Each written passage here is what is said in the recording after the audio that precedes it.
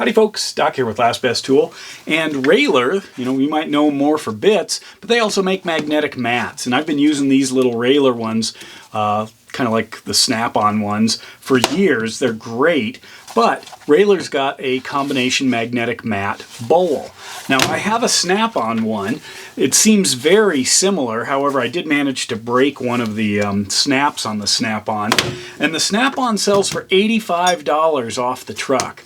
The Railer sells for $35 right now on their website, or $39 on Amazon, but there's also a discount code, and this is a good combination that gives you the advantages of both a parts bowl and a magnetic mat.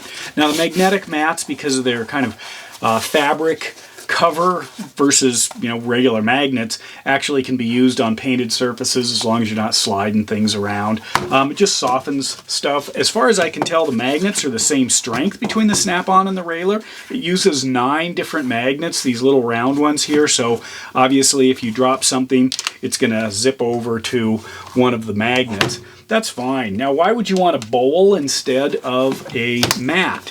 Now if I open these up, these are 10 by 10, and if you look up magnetic mats that are 10 by 10, you'll also find a Sunex one that looks again very similar, does the same stuff as this, but that one is about $55. So the Railer so far seems to be the best deal.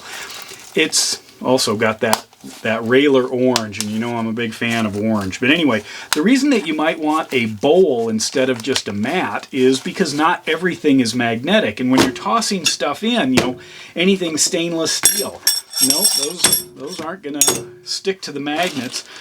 Plastic, rubber, brass, any of these other things, and oftentimes, like if I'm working on something, it's going to have a combination of both ferrous and non-ferrous materials. And if I throw in the non-ferrous stuff, like this spring does have some ferrous, some iron in it, but it's not all that strong as far as it's being attracted. There's just a little bit on the stainless steel here, but otherwise stuff can easily fall out just like that.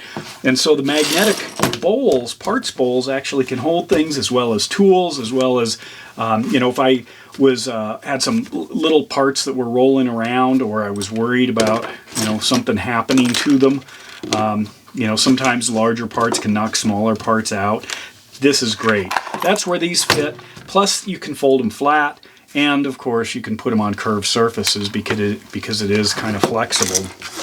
Pull it off of here, as you can see. Simple design. The snaps, that's the only bad snap I've ever seen in my life, and I think it's a factory defect. But overall, that's pretty cool. And you can also have them just partially. You can do that. Sometimes, what I've learned from this one is sometimes I'm pouring out of that corner. When I've got some smaller parts. Oddly, also if you're using them around any kind of grinding or something, what I've noticed can happen, which I'll show you here, is they actually pull the material out. There we go. Pull the material out of the air. So this is dust, metallic dust that's been flying around. And sometimes when I leave these things in different places, they just get coated, so I can tell that there's things going on. So you might see that here.